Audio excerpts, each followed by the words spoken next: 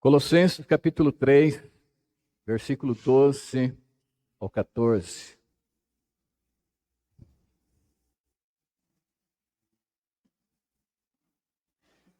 Revesti, pois, como eleito de Deus, santos e amados, de ternos afetos de misericórdia, de bondade, de humildade, de mansidão, de longanimidade.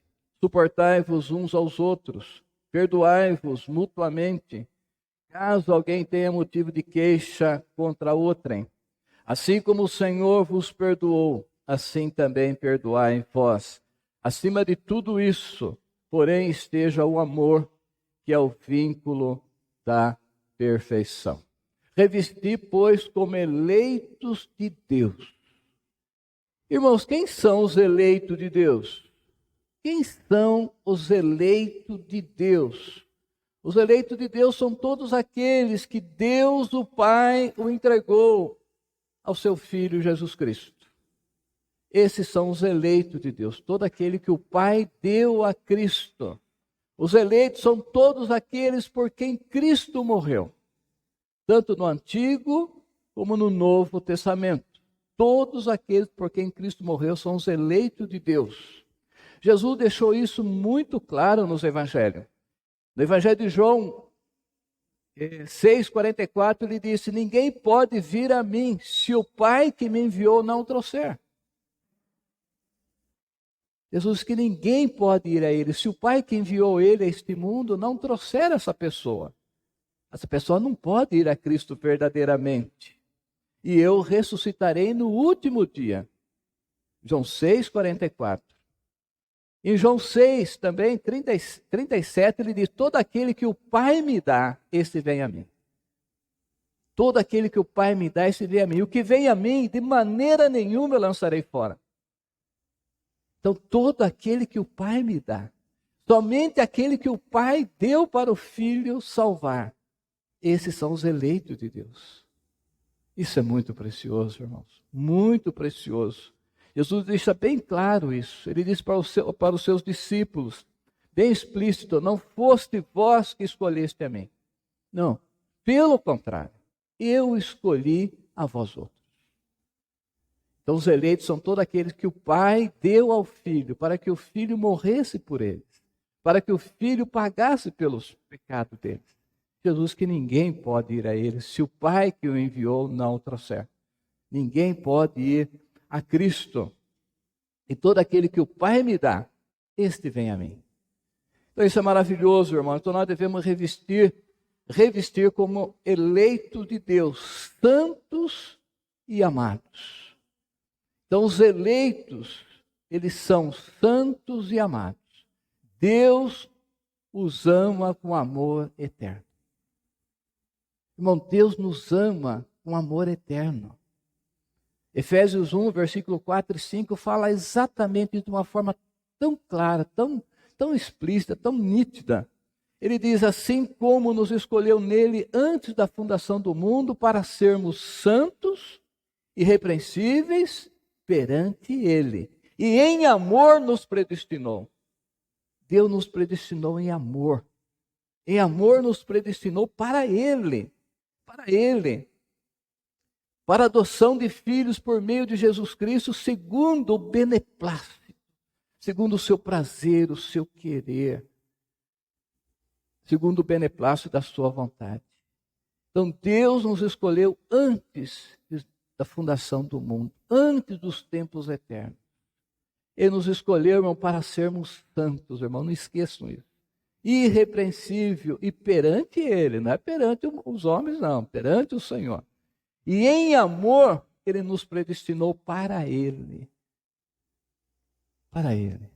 Irmão, para mim não tem nada que se iguale a isso. Nada que possa encher o coração mais do que isso. Nada que possa dar um conforto, uma segurança plena, deleitável do que esta verdade bíblica. Então, saber que Deus nos escolheu amorosamente para si. Amorosamente, antes dos tempos eternos. Deve transformar todo o nosso viver. Deve transformar o nosso relacionamento uns com os outros. Isso deve mudar a nossa vida, irmãos. Não é possível isso não mudar, não tem mais nada que mude. Saber isso, que Deus escolheu nós que somos pó, verme, não somos nada. O soberano, o eterno, o Altíssimo nos escolheu em amor e nos predestinou para Ele, nos entregou para o Seu Filho nos salvar, nos deu para Cristo. Nos deu para Cristo, então isso deve transformar a nossa vida, dia após dia. Deve transformar os nossos relacionamentos de uns com os outros. Então, versículo 12, revesti, pois, como eleito de Deus, santos e amados, de ternos afetos de misericórdia, de bondade, de humildade, de mansidão e de longanimidade. Então, os eleitos precisam revestir de um coração cheio de terna misericórdia. Cheio de terna misericórdia. Irmãos, não é qualquer um que é eleito. Multidões e multidões incontáveis não são eleitas. Então os eleitos devem revestir de um coração cheio de terna misericórdia. No Sermão do Monte, o maior sermão pregado já na terra, o sermão que o Senhor Jesus pregou, ele diz: sede vós misericordiosos, como misericordioso é o vosso Pai que está nos céus. Então Jesus está dizendo que esse Deus transcendente, esse Deus glorioso, Ele é misericordioso. Sede misericordioso, como também misericordioso é o vosso Pai celeste. Está lá em Lucas 6,36.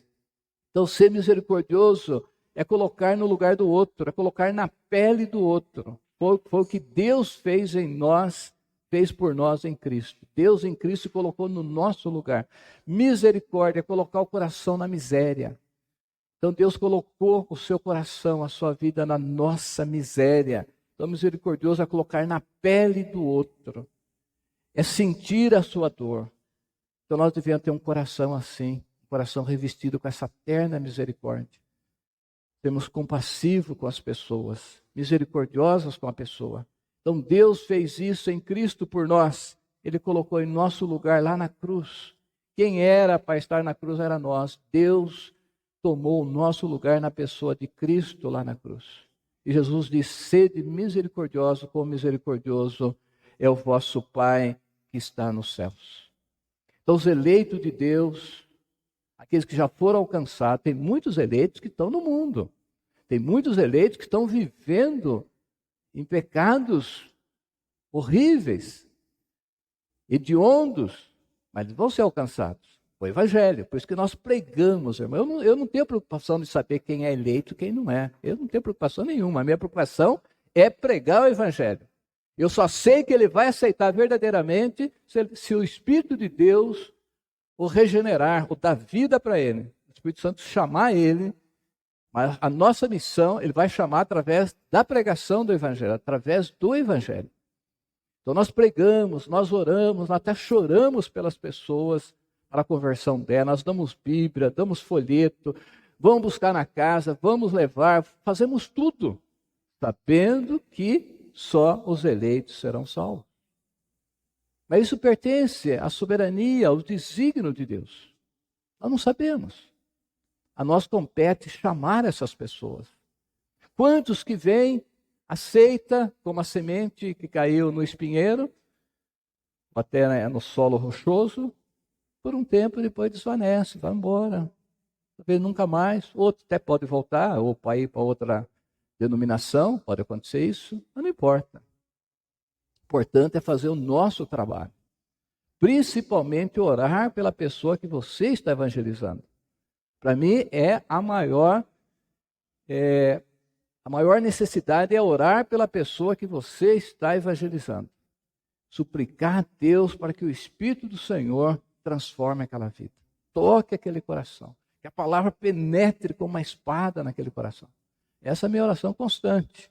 Mas sempre sabendo. Por isso que ninguém tem nada que se gloriar. Se você foi usado por Deus para salvar uma vida, você não tem nada que se gloriar. Não é você. Foi apenas usado. É o Espírito de Deus que faz isso.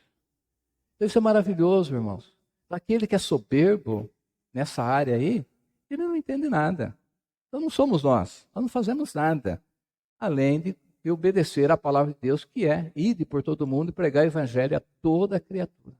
Nós temos que pregar, temos que falar, temos que fazer amizade, temos que envolvendo as pessoas até o momento a gente poder falar. A gente fala alguma coisa meio indireta, depende do lugar que às vezes estão num supermercado, às vezes em outro lugar, mas está chegando a fazer aquela amizade até poder falar realmente o evangelho, aquilo que Cristo fez por nós lá na cruz. E é tão lindo, irmãos, ver uma vida nascendo. Como é gostoso isso! Meu Deus do céu! Como é gostoso! Que alegria! A alegria maior é a nossa própria salvação, mas você ser usado para salvar uma pessoa, você vê uma pessoa nascendo, mudando de vida, Deus operando, você vê nitidamente a mudança naquele coração, naquela vida. Você vê Deus fazendo, é uma coisa visível. Quantos pecados a pessoa chega e conta: não faço mais isso, joguei aquele ídolo fora, quebrei aquela imagem, parei com isso, parei com aquilo, agora eu estou fazendo coisas boas, comecei a ler a Bíblia, agora estou levantando mais cedo para orar. Meu Deus, isso transborda a gente, enche, enche. Aqui no Sul é um pouco difícil isso, né? A gente sofre, não vê muito isso, né? Mas quando vê também, parece que vale o dobro, né? Vale o dobro. Aqui é muito difícil nesse sentido, mas é muito gostoso, irmãos. Então o texto aí diz que nós devemos revestir também de bondade, irmãos. Bondade. Bondade. Então, sempre pronto para fazer o bem. A bondade aqui eu vejo no sentido de ajuda mesmo. Bondade aqui no sentido de pôr a mão no bolso, de socorrer. Tem a benignidade. Benignidade é mais o trato, mais o jeito, mais a gentileza, tal. Agora aqui, a bondade é ajuda. É ajudar mesmo. Sempre pronto para ajudar. Então, os eleitos de Deus estão sempre prontos para ajudar. Então, nós precisamos revestir também de bondade, prontos para ajudar as pessoas. E depois ele diz: revesti-vos de humildade. Humildade. Não tem como ser um eleito de Deus, não tem. Isso aqui para mim não tem. Ser um eleito de Deus, ser soberbo, e ser orgulhoso, e ser jactancioso, e ser o tal. Não tem. É impossível isso. E eu conheci pastores, irmão, conheço ainda pastores que são orgulhosos, pastores que são soberbos, conheço crentes soberbos, mas para mim eles não são eleitos não são eleitos de Deus não tem como ser arrogante e ser um eleito de Deus. Pode ser momentâneo, mas a pessoa viver nessa arrogância. Você pode ter um momento assim que o orgulho chega, porque Satanás, né, tenta, sente alguma coisa. Nós não somos nada, irmão. A gente sente que é alguma coisa, mas são coisas passageiras. A gente já volta para o nosso lugar, que é o pó, né? Melhor lugar para estar no pó. Mas a pessoa que vive nessa soberba, que vive nessa jactância, nessa arrogância, então não tem como, irmão. Por quê? Porque a cruz de Cristo, ela mata todo o nosso orgulho. E todo crente já foi crucificado. Todos os eleitos que já nasceram, já foram alcançados, já nasceram de novo, eles foram crucificados. Foi crucificado o nosso velho homem lá na cruz. Então a cruz mata o orgulho de qualquer pessoa. Não tem como ele ser um eleito, já alcançado, já nascido de novo, e viver orgulhosamente, viver na arrogância. Isso não tem. Não tem. Não podemos ser orgulhosos e estar ao pé da cruz de Cristo. Todo dia nós vamos aos pés da cruz de Cristo, não vamos? Em oração, em adoração, aqui nós estamos. Como que um coração soberbo pode estar aos pés da cruz de Cristo? Aquele que disse: aprendei de mim que sou manso e humilde de coração. Pensa, irmãos, o Senhor, Ele disse: aprendei de mim, eu sou manso, eu sou humilde de coração. Agora eu sou um seguidor do Nazareno, sou um seguidor do carpinteiro, sou um seguidor de Jesus Cristo, mas cheio de mim mesmo. Como? Se ele disse para aprender com ele, se ele que é o Rei da Glória, ele disse que ele é humilde de coração. Se Ele que é o Salvador é humilde de coração, e eu que não sou nada, sou cheio de soberba, então não tem como, irmãos. Então nós temos que revestir de humildade. Eu sei que escapa. Tem dia que a gente fica aí achando, né? Mas nós temos que tomar cuidado com isso. Tomar cuidado para nunca sermos orgulhosos, arrogantes, principalmente. Porque Deus nos chamou, irmão, para sermos semelhantes ao seu Filho. Semelhança aqui não tem nada a ver com aparência, você sabe disso. Semelhante, conforme a vida de Cristo. Então nós fomos chamados para sermos conforme a imagem e semelhança de Cristo, como Cristo viveu. Nós somos chamados.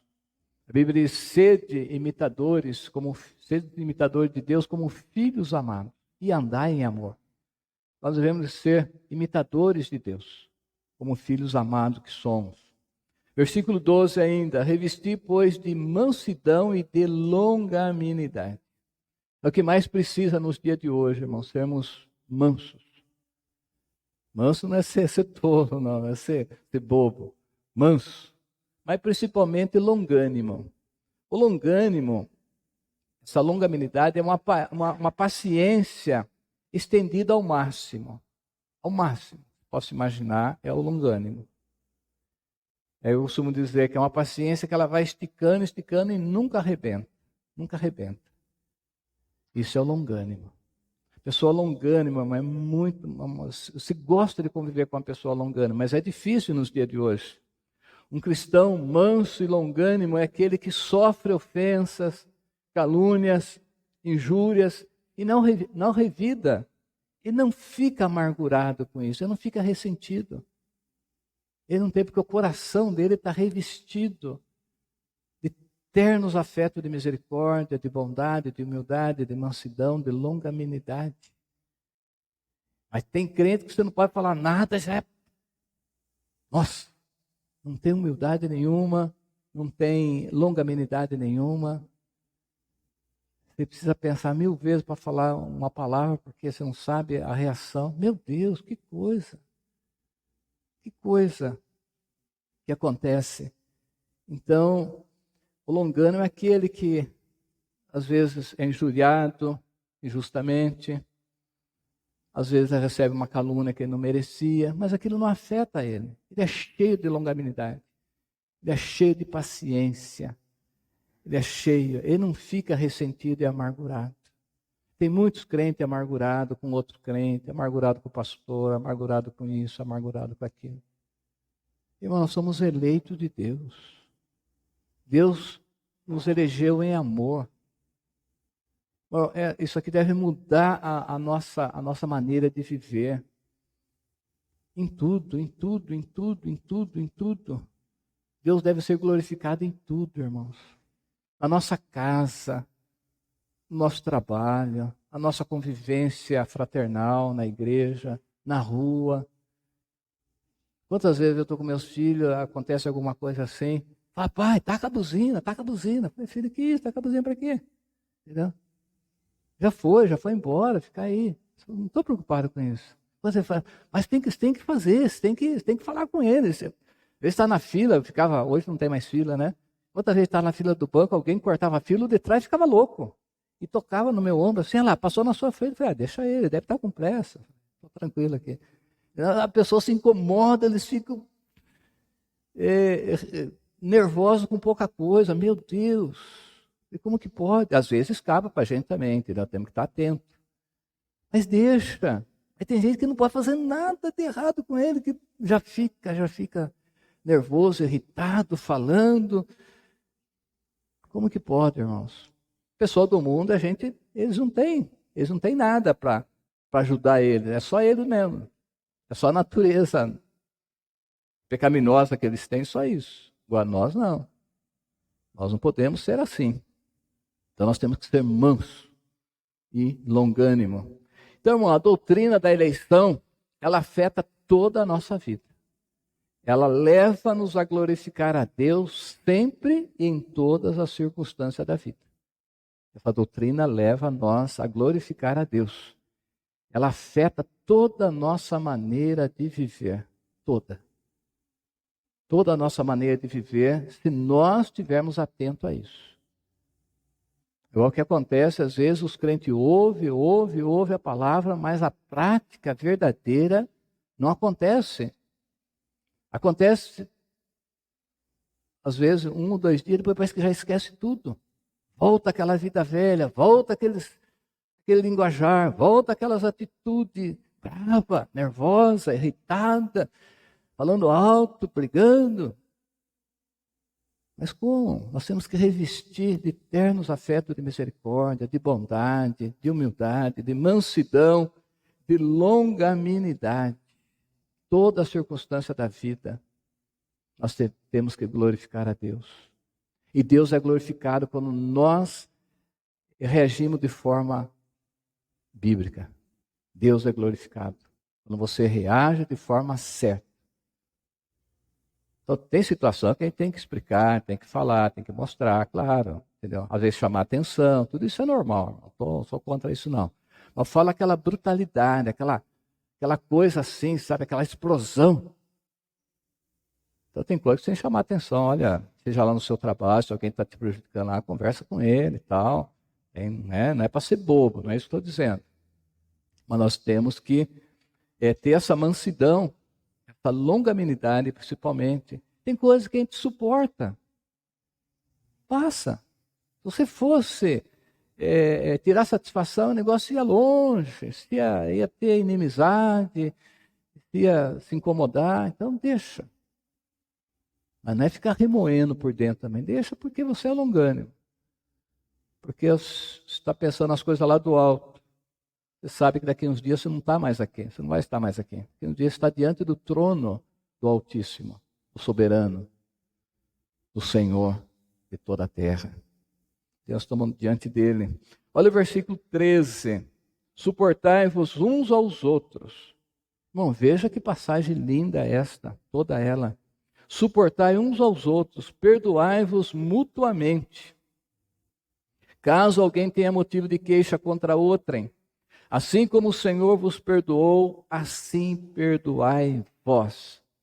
Suportai-vos uns aos outros. Suportar. Suportar, irmãos. Todos nós temos alguma coisa que precisa ser suportada pelos outros. Minha esposa tem que suportar alguma coisa na minha vida, eu sei que ela suporta. Todos. Você também, alguém tem que suportar alguma coisa que não concorda com você. Todos. Não tem ninguém perfeito. Fala assim, ninguém precisa me suportar não. Nem em casa, nem no trabalho, nem na igreja, lugar nenhum. Porque eu não faço nada que desagrada a ninguém. Faz sim, todos nós fazemos. Pelo nosso jeito já de ser, alguma coisa nós temos que alguém tem que nos suportar. Todos. Posso falar isso em verdade. Todos nós temos manias, vícios, coisas que desagradam a outro. Desagrada a esposa, o marido, o filho, o pai, o patrão, o empregado, o pastor, o irmão. Todos nós temos. Então, alguma coisa que os outros têm que nos suportar. Então, nós devemos suportar aquilo também que discordamos das pessoas. Então, suportar uns aos outros. Tem um texto precioso nesse sentido lá em Romanos 15:1. O apóstolo Paulo diz: ora, nós que somos fortes, devemos suportar as debilidades dos fracos. Olha agora o final, irmão, coisa que nós não gostamos de ouvir muito. Não agradar a nós mesmos. Nós queremos sempre o melhor para nós. Aquele conforto, aquela honra, aquela posição, entendeu? Se sobrar alguma coisa, nós fazemos para o outro. Se não sobrar, então só deu para mim mesmo, entendeu? Mas o que diz a palavra de Deus? Ora, nós que somos fortes, espiritualmente falando, Paulo está se referindo a alguém lá em Roma, devemos suportar as debilidades do fraco. E sempre vai haver nos seus relacionamentos pessoas débeis, pessoas fracas em alguma área. Aqui na igreja tem, na sua casa pode ter também, lá no trabalho, sempre vai ter. E nós, o apóstolo Paulo diz que nós somos fortes, né?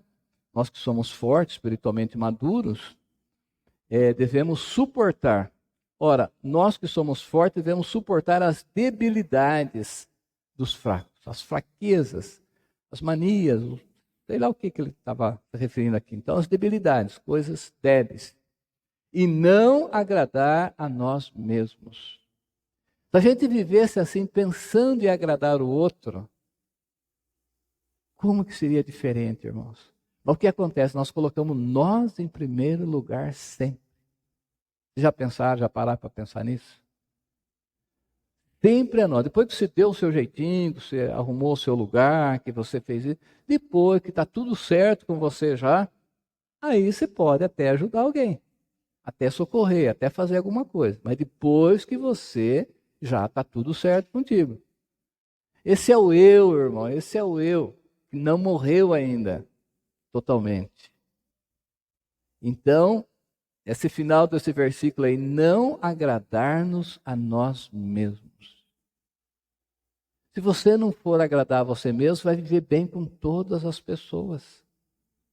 Porque você não está agradando você mesmo, está agradando os outros. Mas é fácil isso, irmão? Fala para mim. É fácil? Não é fácil não. A nossa natureza não aceita. Não aceita. Nós vamos achar vou dizer desculpa, mil jeitos para justificar aquela atitude errada nossa de não dar o lugar em primeiro lugar para o outro. Ah, mas eu estudei, eu esforcei, eu cheguei primeiro, eu fiz isso, eu fiz aquilo, entendeu? Você sempre vai justificar, entendeu? Para sua consciência ficar em paz. Quando você quer primeiro para você, você vai justificar que você merece. Fulano lá folgado, ó, entendeu? Não trabalha, não esforça, entendeu? Então você sempre vai dar um jeito de justificar isso. Mas não é isso que a Bíblia ensina. Visto que não devemos agradar a nós mesmos, agradar o próximo, o outro. Continuando aí, perdoai-vos mutuamente caso alguém tenha motivo de queixa contra outro. E sempre vai ter, irmãos. Assim como o Senhor vos perdoou, assim perdoai vós. Então, se você tem motivo de queixa contra alguém, perdoe.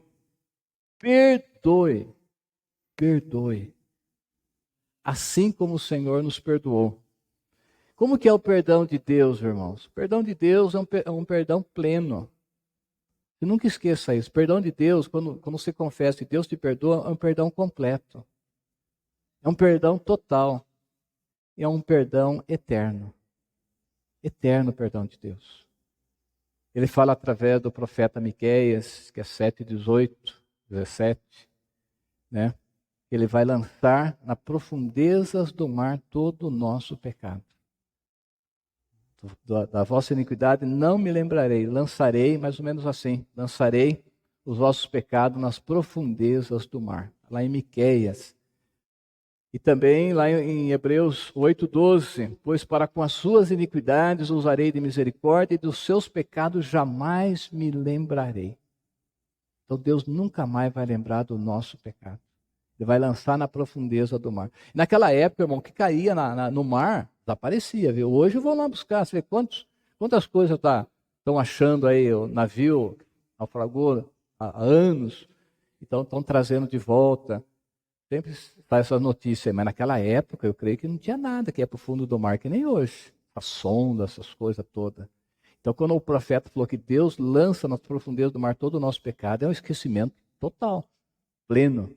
Ninguém vai lá buscar de novo, não. Hoje até pode buscar, né, que cai no mar. Mas naquela época não tinha, não. Veja bem, o profeta Isaías, ele fala que Deus, ele fala, volte para o nosso Deus, porque ele é rico em perdoar. Irmão, pensando nisso, Deus é o Altíssimo, Deus é o soberano, Deus é o Criador de tudo, Deus é eterno. Se Ele tem prazer, se Ele é rico em perdoar, porque eu que sou pó, que não sou nada, tenho dificuldade em perdoar. Pensa nisso. Se Deus, que é majestoso, que não precisa de nada, que enche os céus e a terra. Ele tem prazer, ele é rico em perdoar, Isaías 55, 7. Ele é rico em perdoar. Por que que eu, que sou um eleito dele, não perdoo? Então, irmão, não tem como. Não tem como, irmãos. Deus sendo rico em perdoar, e eu tenho dificuldade em perdoar uma ofensa que alguém me fez. Que alguém me fez, irmãos. Você lembra quando Pedro chega para Jesus e fala: se o meu irmão pecar contra mim, e quantas vezes devo perdoar ele? 7? Pedro jogou lá em cima, né? Porque pela lei, acho que era 3 vezes. Jesus, não, Pedro, não te digo até 7, mas até 70 vezes 7. Quer dizer, sempre. Não é número isso aí. Dá 490, né? Mas não é número. Perdoar sempre. Não é 7 vezes só no dia, não. Perdoar 70 vezes 7. Então Jesus deixou bem claro, você tem que perdoar sempre. Tem que perdoar sempre. Perdoar sempre. Tem que perdoar. Mas eu não consigo. Quantas pessoas já me falaram, mas eu não consigo. Mas para você perdoar alguém, você precisa da graça de Deus. Nós não conseguimos mesmo, por nós mesmos.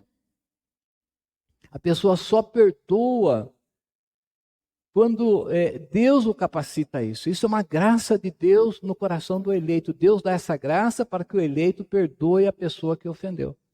Para que ele não fique com mágoa e ressentimento no coração. É por isso que nós conseguimos perdoar. Assim como o Senhor vos perdoou, assim perdoai vós. Irmão, um coração que não perdoa é talvez um coração que ainda não recebeu o perdão de Deus. Já parou para pensar nisso? Um coração que não perdoa. Não estou falando aquele que tem dificuldade, que quer perdoar, mas quando ele lembra da ofensa, quando ele lembra dessa pessoa, o que ela fez, ela até estremece. Só de pensar. Só de pensar no assassino, só de pensar no abuso que essa pessoa fez com a filha dele, ou coisas hediondas, ele estremece. Mas ele quer, ele é um cristão, ele é o eleito, ele quer, ele sabe que ele precisa perdoar. A pessoa que não tem esse desejo, irmão, ele nunca foi perdoado. Ele não sabe.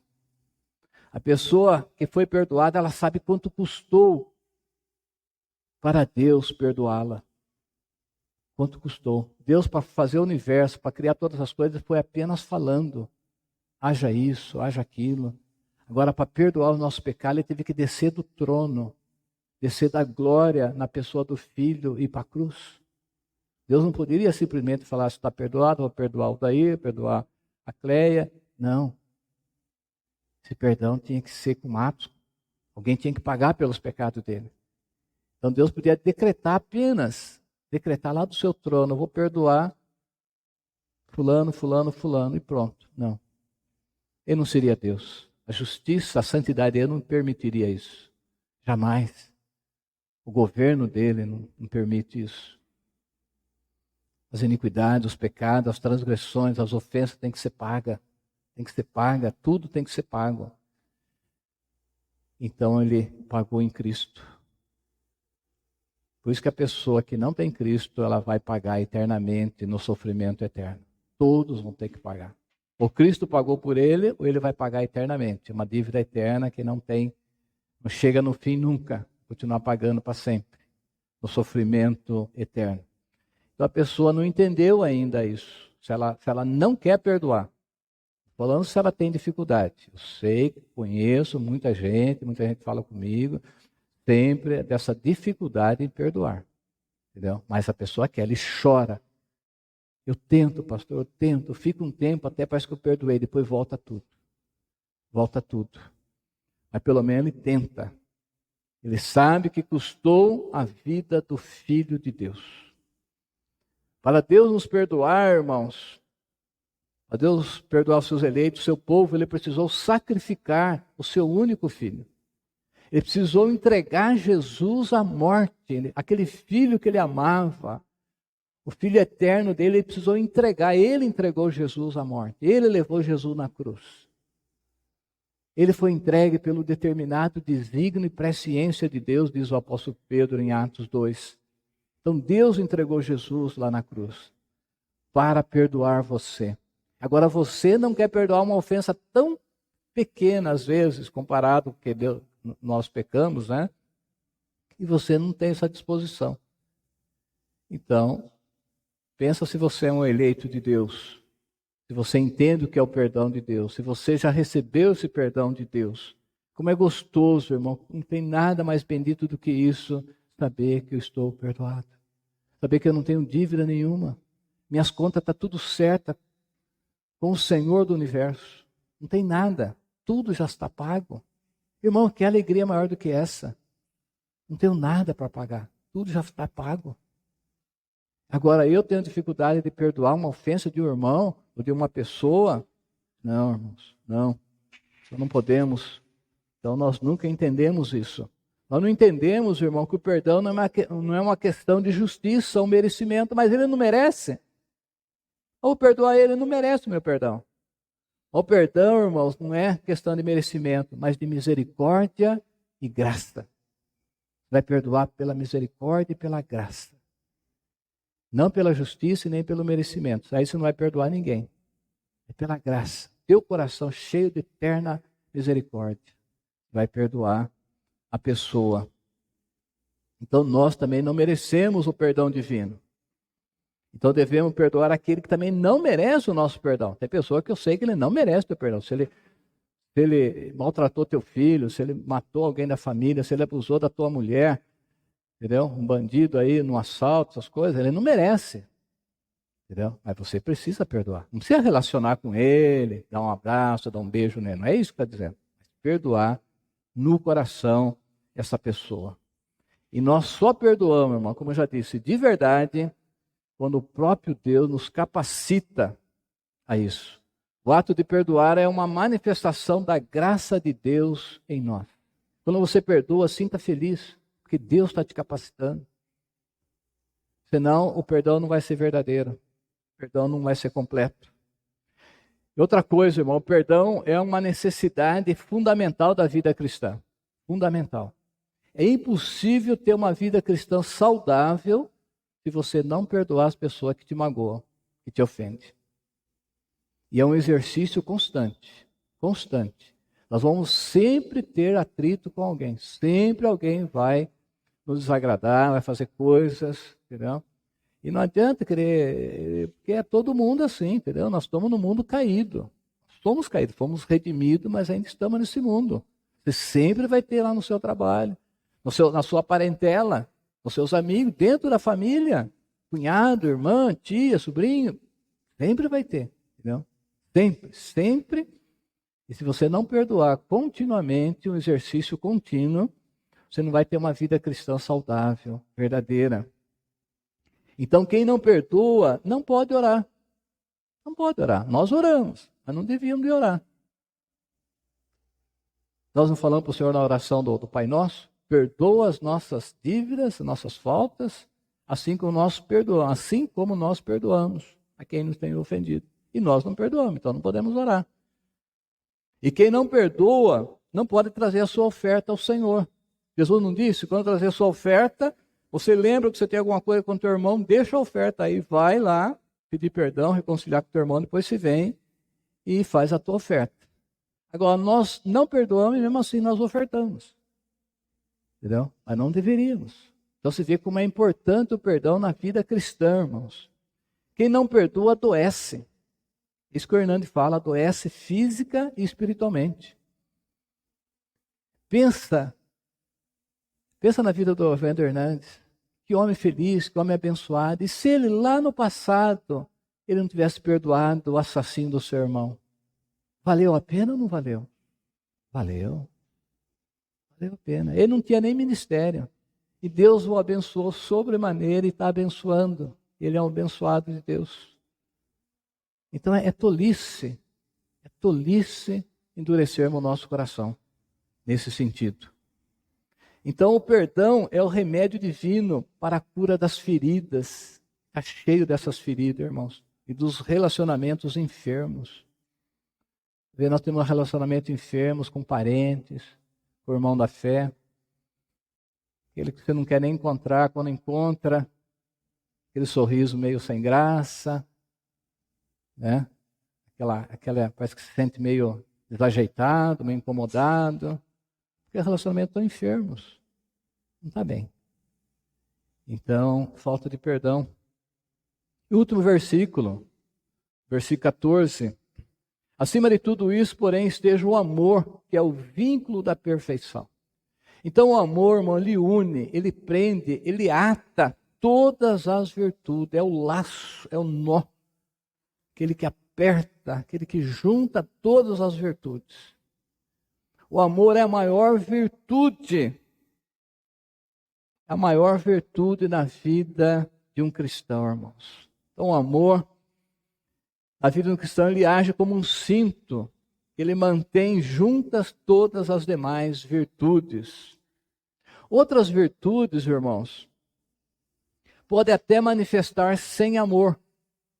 Mas o amor não pode manifestar sem as outras virtudes. Sabiam disso?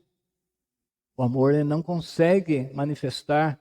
O amor não consegue pôr na prática sem as demais virtudes. E as demais virtudes pode ter sem o amor. Um exemplo, o marido ele pode ser fiel à sua esposa sem amor. Sem amor. Ele pode ser fiel. Uma virtude excelente, a fidelidade. Mas ele pode ser fiel e não ter amor pela esposa. Uma pessoa pode ser bondosa sem amor. E pode. Pode.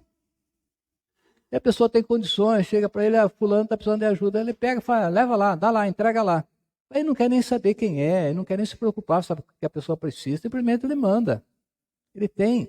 Quando nós vemos isso, entendeu? Vai pedir lá, fala, não, leva, agora vê se ele quer, se ele tem amor por aquela pessoa que está sofrendo. Não tem nada. Então ele pode ser bondoso sem amor. A esposa pode ser fiel sem amor. Nós podemos dar muitas coisas para as pessoas e não amar as pessoas, sem amor. O crente pode ser paciente sem amor. E está aí paciente, mas por dentro ele está remoendo, coisa que não deve acontecer. Está rangendo o dente, está ali, mas está paciente, está aguentando, está suportando, sem amor. Mas o amor precisa ser fiel, o amor precisa ser bondoso, o amor precisa ser paciente. Não tem como ter amor sem paciência, não tem como ter amor sem ser fiel, não tem como ter amor sem ser bondoso e as demais virtudes. Então, as demais virtudes podem se manifestar sem amor, agora o amor não pode se manifestar. Por isso que ele é o vínculo, ele que ajunta todas as virtudes. Então, é o amor. Eu gostaria de encerrar, irmãos, o hino do amor, que está lá em 1 Coríntios 13. Vou ler apenas o versículo 4 ao 7. Ele fala que o amor é paciente, o amor é benigno, o amor não arde em ciúmes, não se ufana, quer dizer, não se vangloria, não se ensoberbece, não se conduz inconvenientemente, não procura os seus interesses, não se exaspera, não se ressente do mal, não se alegra com a injustiça, mas regozija-se com a verdade. O amor tudo sofre, tudo crê, tudo espera, tudo suporta. Que coisa preciosa é o amor, irmãos. É a maior virtude que nós podemos ter. É o amor. O amor, ele não procura os seus interesses. Será que nós amamos assim? É muito difícil, irmãos. Muito difícil. O amor não se alegra com as coisas erradas, com as injustiças. Ele regozija com a verdade. Ele suporta tudo, porque ele ama, ele crê, ele espera, ele sabe esperar. Tudo suporta, ele sofre, tudo sofre. Que glória, irmãos. O amor é invencível. O amor é uma força invencível. A pessoa que ama de verdade, ele caminha altaneiramente, ele caminha feliz. Tem as lutas da vida, não estou dizendo isso, A pessoa que ama de verdade, ele vive em qualquer ambiente, em qualquer lugar. Em qualquer lugar. Às vezes a Vera fala, né? Porque passou em vários lugares, porque o pessoal não gosta de Mato Grosso porque é muita poeira, porque é muito calor, aqui é muito frio. Só para mim todo lugar é bom. Todo lugar é bom. Lá no calor, na poeira, aqui no frio, não tem nada, não tem dificuldade nenhuma. É o coração, irmãos, é as pessoas. Você ama as pessoas, você não está se preocupado se está frio, se está calor. Eu sofro bastante com o frio, mas não reclamo, estou feliz, né? Então, é o amor. Então, quando você tem amor no coração, em qualquer lugar você vive, em qualquer lugar você pode ser bem-aventurado, feliz. Porque esse amor, irmão, ele vem no coração pelo Espírito Santo de Deus, somente no coração dos eleitos. Só os eleitos têm esse amor, ninguém mais tem. A pessoa pode ter um tempo ali, aquele amor romântico e tal, apaixonado, mas depois qualquer briguinha já acaba tudo. Esse amor aqui, o versículo 7 diz que o amor jamais acaba. O amor nunca acaba. A fé vai passar, a esperança, mas o amor vai permanecer para sempre. Romanos 5,5 diz: ora, a esperança não se confunde, porque o amor de Deus é derramado em nosso coração pelo Espírito Santo que nos foi dado. Então o Espírito Santo foi dado para todos aqueles que nasceram de novo, os eleitos que foram alcançados, ele tem o Espírito Santo habitando no seu coração. Todo crente verdadeiro tem o Espírito Santo de Deus. Então é ele, é através dele que esse amor de Deus é derramado em nós, em nosso coração. Essas virtudes, a bondade, a misericórdia. Então se vê o valor de sermos eleitos por Deus, eleito de Deus. Tem o Espírito de Deus, que é o próprio Deus habitando em nosso coração. É ele que nos capacita a perdoar. Ele que nos capacita a relevar muitas coisas, sem ficar magoado.